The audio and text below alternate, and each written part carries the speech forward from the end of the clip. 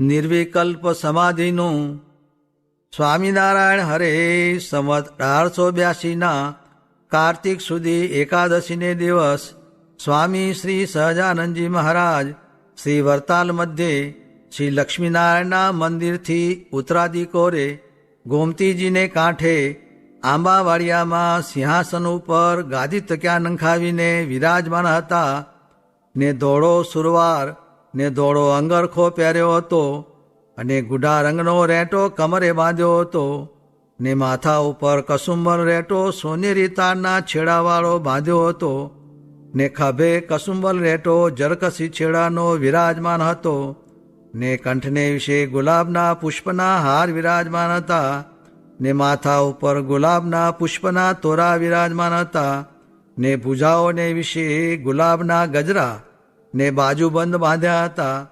એવી શોભાને ધરતા થકા ઉત્તરાદે મુખારવિંદે વિરાજમાન હતા અને પોતાના મુખારવિંદની આગળ મુનિ તથા દેશ દેશના હરિભક્તની સભા ભરાઈને બેઠી હતી.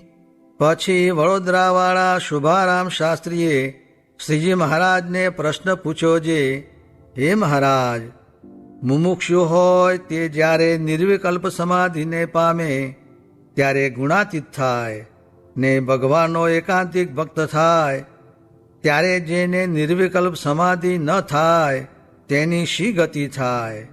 પછી શ્રીજી મહારાજ બોલ્યા જે, પ્રાણનો નિરોધ થાય ત્યારે જ નિર્વિકલ્પ સમાધિ થાય એમ નથી. નિર્વિકલ્પ સમાધિની રીત તો બીજી છે, તે કહીએ તે સાંભળો જે. શ્રીમદ ભાગવતમાં કહ્યું છે જે, અત્ર સર્ગો વિસર્ગશ્ચ સ્થાનમ પોષણમૂતય મન્વંતરેશાનુકથા નિરોધો મુક્તિરાશ્રય.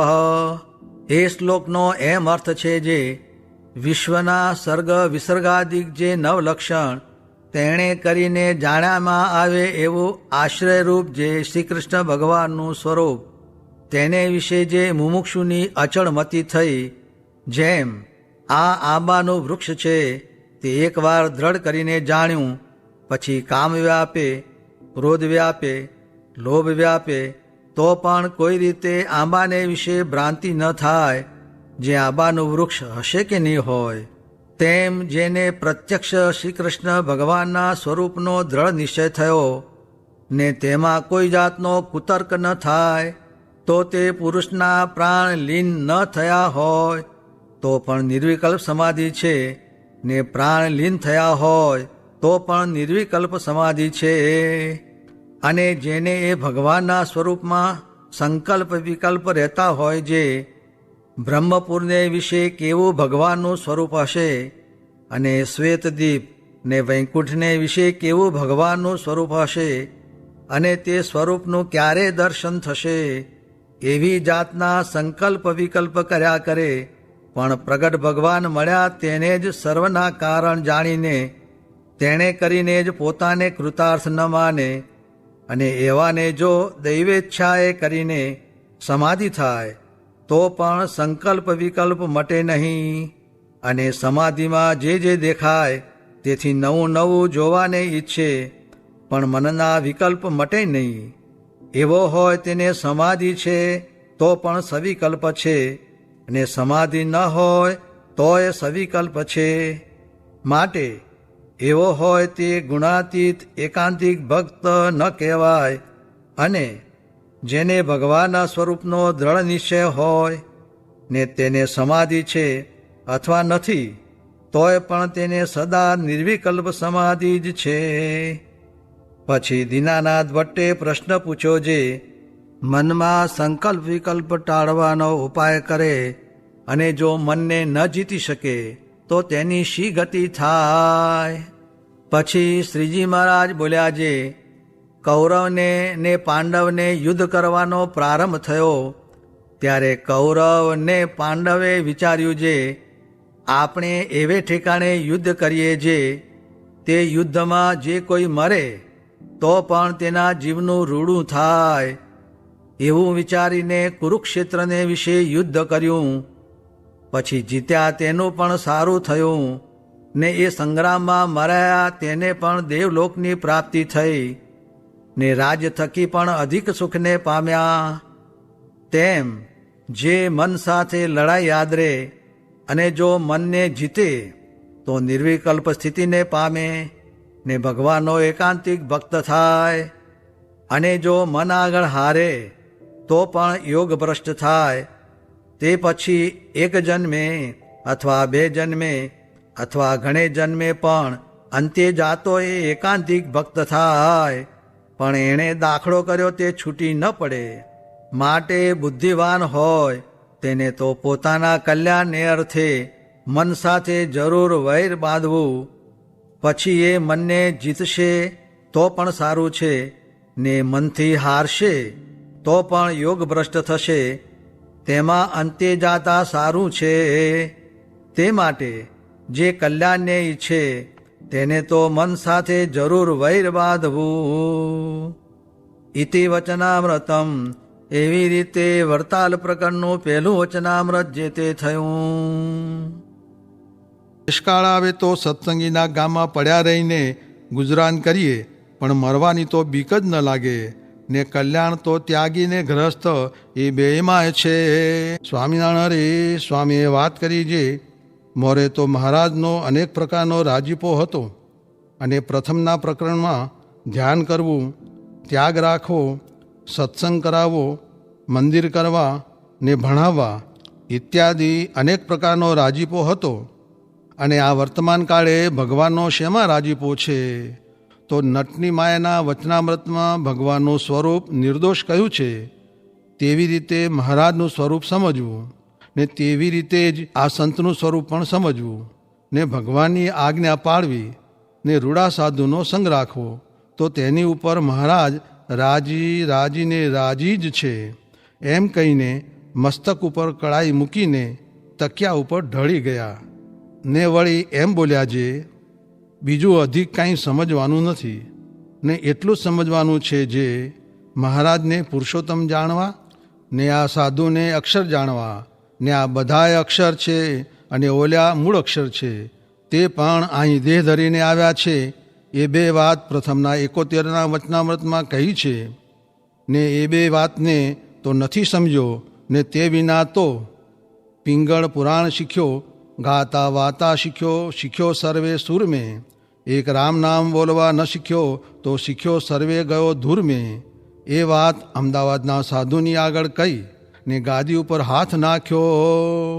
સ્વામિનારાયણ હરે સ્વામીએ વાત કરી જે આટલું સમજવાનું છે જે દેહને મૂકીને જેને મળવું હતું, જેને પામવું હતું, ને બીજા ભક્ત પણ દેહને મૂકીને જેને પામ્યા છે, તેને આપણે છતી દેહે જ પામ્યા છીએ.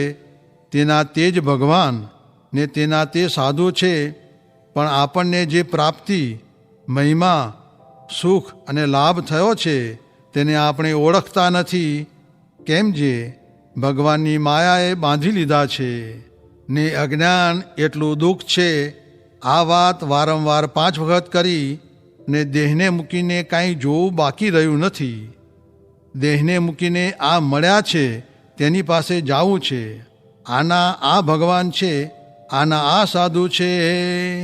સ્વામિનારાયણ હરે સ્વામીએ વાત કરી જે પ્રગટ ભગવાન વિના કરોડ નિયમ પાળે પણ કલ્યાણ ન થાય. અને પ્રગટ ભગવાન ને આ પ્રગટ સાધુની આજ્ઞાથી એક નિયમ રાખે તો કલ્યાણ થાય. ને આજ તો મોજ આપી છે, તે મોજનું મૂળ હોય નહીં. માટે 11 નિયમ પાળવા, ને મહારાજને ભગવાન પુરુષોત્તમ સર્વના કારણ સમજવા, એવી જ્ઞાનની દ્રઢતા કરવી. તેને કાંઈ કરવું રહ્યું નથી. ભજન ઓછું થશે, તીર્થ ઓછા થશે, તેની ફિકર નથી. સ્વામિનારાયણ હરે સ્વામીએ વાત કરી જે ઉપાસના દ્રઢ હોય ને ધન સ્ત્રીમાં લેવાઈ જાય તે અલ્પ દોષ કહેવાય. ત્યારે હરિશંકરભાઈએ પૂછ્યું જે લોકમાં તો જે ન લેવાતો હોય તેનું સારું દેખાય.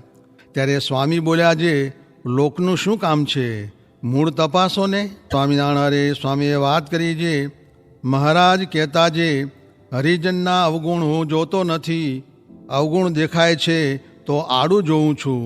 જેમ લોકમાં મા બહેનને ઉઘાડા દેખે તો આડું જોઈએ તેમ.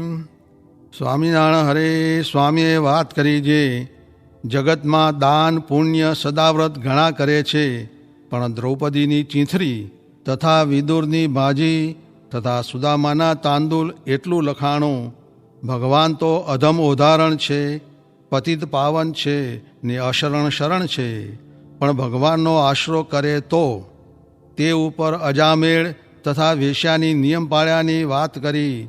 માટે આધાર વિના દ્રઢતા રહે નહીં. આધાર તે શું છે? કૂવામાં બુડતા હોઈએ ને મૂળિયું હાથમાં આવે તો નહીં બુડાય એવી દ્રઢતા રહે છે, તેમ પ્રગટ મૂર્તિના આધારથી મોક્ષની દ્રઢતા રહે છે. તે ઉપર ઇન્દ્રની વાત કરી જે નારદજીના વચનથી પોતાના ભાઈ વામનજીને ભગવાન જાણીને તેનું ધ્યાન કર્યું. તેથી 4 બ્રહ્મહત્યા ટળી. પ્રગટ સૂર્યથી અજવાળું થાય, પ્રગટ જળથી મળ ધોવાય ને પ્રગટ ચિંતામણીથી દ્રવ્યની ભૂખ જાય, તેમજ પ્રગટ ભગવાનથી મોક્ષ થાય. સ્વામિનારાયણ હરે સ્વામીએ વાત કરી જે માવા ભાઈએ મહારાજને માયાનું બંધન ન થાય એવું પૂછ્યું, પણ વ્યવહારનું ન પૂછ્યું. તેથી મહારાજે પ્રસન્ન થઈ કહ્યું જે તમને માયાનું બંધન નહીં થાય.